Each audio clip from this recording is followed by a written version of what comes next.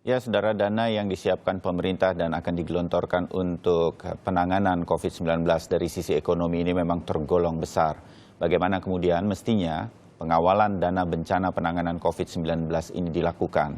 Mengapa kemudian ada beberapa lembaga yang memberikan pernyataan adanya potensi korupsi dan penyelewengan dana tersebut dalam hal wewenang terutama karena akan diturunkan secara birokratif dari pusat ke pemerintah daerah dan selanjutnya untuk pengucuran dana ini. Kami akan coba membahasnya dan kemudian melihat apa yang sudah disiapkan sebagai pagar-pagar tidak adanya korupsi atau penyelewengan dana ini. Ada dialog kami mengenai sambungan Skype, ada Deputi Pencegahan KPK, Pak Pahala Nainggolan. Selamat pagi, Pak Pahala. Selamat pagi, Mas Bayu. Ya, terima kasih waktunya. Dan juga ada peneliti ICW, Indonesian Corruption Watch, Siti Juliantari. Mbak Siti, selamat pagi. Selamat pagi, Mas Bayu. Ya. Semoga sehat-sehat semua dan kita akan ngobrol mengenai perhatian kita sekarang tertuju pada agar dana yang begitu besar dari pemerintah pusat ini tidak ada yang menyelewengkan. Kita semua tahu terjadi nih dana-dana darurat seperti bencana ini, ICW punya catatannya sejak dulu, ada saja yang kemudian oknum-oknum yang menyelewengkannya. ICW punya perhatian apa? Sama dengan lembaga lain bahwa ada potensi penyelewengan dan korupsi untuk dana ini? Iya, Mas Bayu. Kalau kita lihat kan anggarannya cukup besar ya, sekitar 405 triliun gitu. Iya. Nah, kalau kita runut lagi 405 triliun ini kan diturunkan untuk beberapa lokasi gitu. Yang besar itu kita lihat di perlindungan sosial itu sekitar 110 triliun. Kemudian untuk dana-dana kesehatan, alkes, perlengkapan APD, segala macam itu sekitar 75 triliun gitu. Yeah. Nah, dua sektor ini juga sebenarnya potensinya besar gitu. Kalau kita lihat dari pengalaman Indonesia gitu ya, kasus-kasus korupsi terkait dana-dana bantuan sosial ini kan bukan hal yang sedikit gitu. Kalau kita ingat di 2019, 2018, kasus-kasus bansos itu terkait dengan sekdanya yang jadi tersangka, bahkan bupatinya gitu di Bengkalis. Nah, model polanya pun macam-macam gitu kalau kita lihat. Misalnya mulai dari pendataannya ya, kita sekarang bilang bahwa pemerintah menggunakan data DTKS gitu dari Kemensos. Nah, yang perlu dikritisi adalah seberapa akurat data ini, seberapa tepat sasaran data ini. Karena kita sering sekali temukan bahwa data-data yang di lapangan ini berbeda sama data yang kemudian dihimpun sama pemerintah. Sering kita temukan orang yang harusnya tidak menerima kemudian menerima. Atau bahkan dana-dana bansos ini kan seringkali juga digunakan untuk kepentingan politik kepala daerah ya.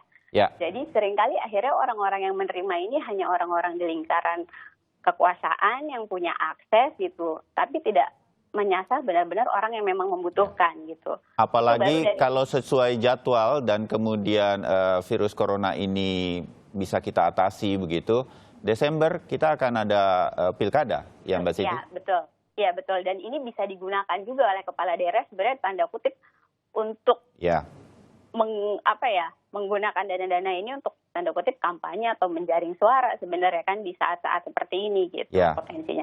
Nah, itu baru dari tahap pendataannya gitu ya datanya. Dan data ini sebenarnya juga sudah jadi concern pemerintah dari 2018 karena kalau kita lihat dari Stranas PK aja salah satu update data ini menjadi salah satu rencana aksi di Stranas Pencegahan Korupsi gitu. Itu di pendataannya. Belum kemudian kita ngomongin penyalurannya ya Mas.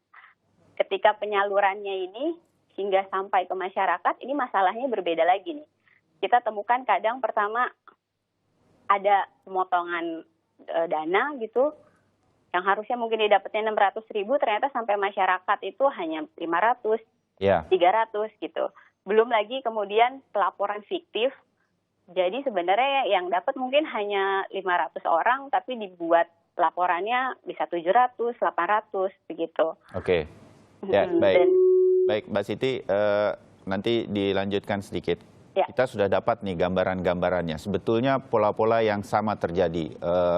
Ketika terjadi bantuan banjir, gempa bumi, kita sampai geleng-geleng kepala. Kok ada saja oknum-oknum yang tega-teganya begitu. Dan ini concern kita sekali lagi di situasi seperti ini.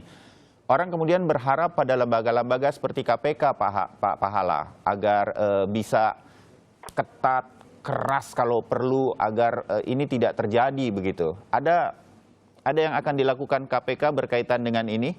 Selain saya membaca Pak Pahala kemarin di Harian Kompas mengatakan akan ada 5 orang KPK di pusat untuk membantu pemerintah pusat agar penyaluran dana ini nanti bisa sesuai dengan yang diinginkan. Pak Pahala. Baik, terima kasih Mas Bayu. Mungkin saya update gitu bahwa KPK dari aspek pencegahan tentu berupaya mengamankan semua kebijakan pemerintah agar tidak ada pidana korupsi. Ya. Yang pertama memang mungkin sekitar bulan lalu kita koordinasi dengan gugus tugas di pusat bahwa terdeteksi cepat ada keraguan dari semua pemegang anggaran gitu, pejabat pembuat komitmen untuk pengadaan APD. Jadi waktu itu krisis APD gitu, penyedia yang biasanya nggak punya, tapi orang yang bukan penyedia punya. Yang kedua harganya biasanya 10, sekarang 30 misalnya. Ya. Semua pemegang anggaran ragu. Dan kita bilang tidak boleh ini dibiarkan. Lantas sudah disebut di Inpres bahwa dari LKPP akan memberikan panduan teknis pengadaan bagaimana dan dari BPKP mengawal. Tapi yang belum adalah keraguan nanti ini pidana korupsi enggak nanti. Jadi biasanya mereka takut 2 tahun lagi diungkit-ungkit lagi gitu. Oleh karena itu dengan cepat Ketua KPK keluarkan edaran ke gugus tugas di pusat sama di daerah untuk pengadaan, khusus pengadaan. Kita bilang jangan ragu, ini rambunya.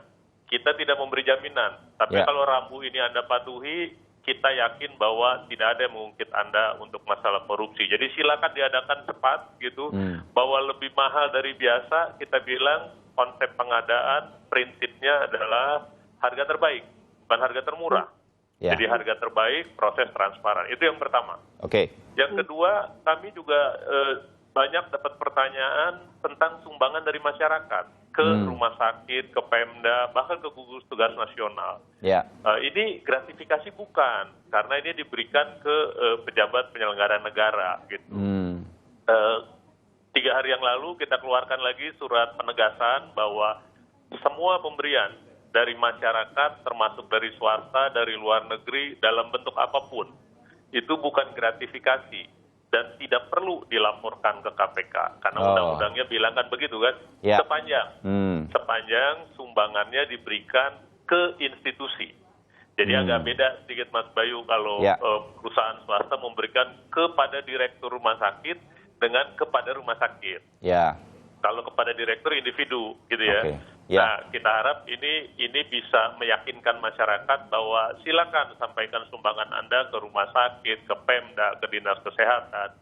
Tapi yang kedua kita bilang, ini memang lembaga pemerintah agak gagap biasanya kalau dibandingkan dengan lembaga-lembaga lain soal akuntabilitas dan transparansinya. Kita bilang laporkan dong tiap hari. Mau Anda cuma dapat nasi bungkus, mau dapat uang, dapat barang modal. Dan supaya karena ini situasinya darurat, semua juga banyak resources terserap, paling enggak ditaruh aja di website lah. Hari ini kami terima nasi bungkus sekian, gitu. Hari ini kami terima uang sekian. Ini kita jadi Pak Pahala, saya menangkap hal positif sebetulnya bahwa para pejabat kita, saya menyebutnya supaya mudah begitu, ada kekhawatiran apakah ini akan nanti dianggap sebagai korupsi atau tidak. Saya menganggap hal itu positif begitu. Tetapi dalam situasi darurat ini diharapkan jangan ragu untuk tetap kemudian mengelolanya secara transparan, seterbuka mungkin, diterima berapa, keluar berapa, terima dari siapa dan segala sesuatunya itu kemudian dibeberkan saja, dibuat transparan. Nah, Pak Pahala memang menyebutkan juga di Harian Kompas hari ini juga diturunkan di halaman 2 begitu, sampaikan saja di website-website resmi. Itu maksudnya seperti apa Pak Pahala yang seperti tadi Anda juga sampaikan? Jadi sesederhana katakanlah dia tugaskan 1 orang update websitenya, hari ini terima apa saja gitu. Mungkin bukti-buktinya nanti aja lah gitu, tapi ada yang menyumbang alat rapid test yang cukup mahal. Ada pengaduan juga ke kita bahwa saya nyumbang ini ke Pemda, tapi kok dipakai buat swasta dan diminta bayar.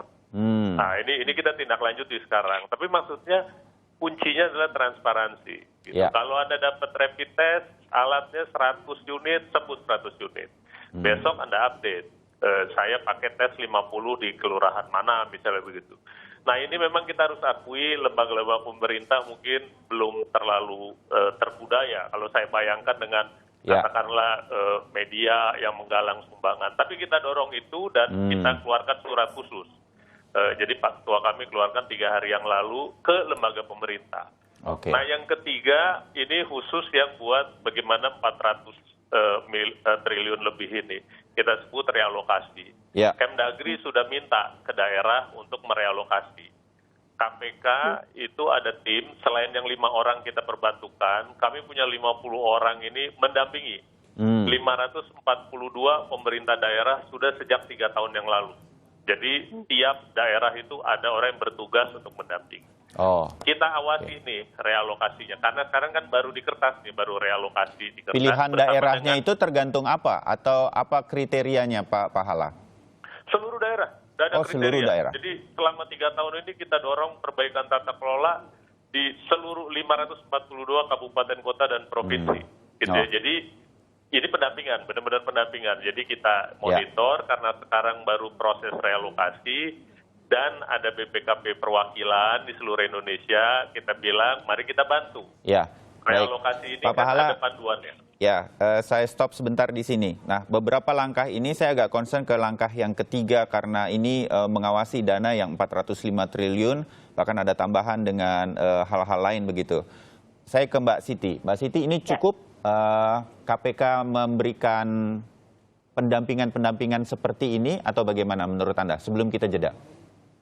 Menurut saya nggak hanya harus KPK ya, menurut saya semua instansi harus terlibat, termasuk juga masyarakat gitu. Bagaimana masyarakat juga bisa dilibatkan dalam pemantauan. Karena masyarakat sendiri yang bisa melihat mungkin di lapangan seperti apa kejadiannya gitu. Jadi kanal-kanal keterlibatan itu harus dibuka dan juga harus jelas kira-kira tindak lanjut dari laporan-laporan yang temuan di masyarakat ini seperti apa gitu. Dari pengalaman ICW selama ini mengikuti situasi-situasi seperti ini, apa yang paling efektif jika masyarakat ingin turut serta, Mbak Siti? Yang pertama diberikan salurannya, gitu ya. Kemudian pemerintah juga membuka datanya, gitu, jelas. Tindak lanjut dari setiap laporannya, gitu. Jadi bisa dilihat prosesnya, gitu. Masyarakat yang melaporkan pun bisa tahu bahwa, oh, laporan saya sudah sampai sini, sudah ada konfirmasinya itu benar atau enggak, atau follow up-nya sudah ada perubahan gitu di lapangan. Baik, peran serta masyarakat ini saya akan lanjutkan setelah jeda, termasuk juga pemerintah menerbitkan Perpu nomor 1 tahun 2020 yang berupa secara singkatnya adalah imunitas atau kekebalan kepada siapapun dari gugatan perdata dan pidana berkaitan dengan penyaluran bantuan. Saya ingin perdalam mengenai hal ini, karena sudah banyak yang mengajukannya ke pengujian materinya di Mahkamah Konstitusi, termasuk ke Mbak Siti dan juga ke Pak Pahala mengenai Perpu ini. Usai jeda, tetap bersama kami.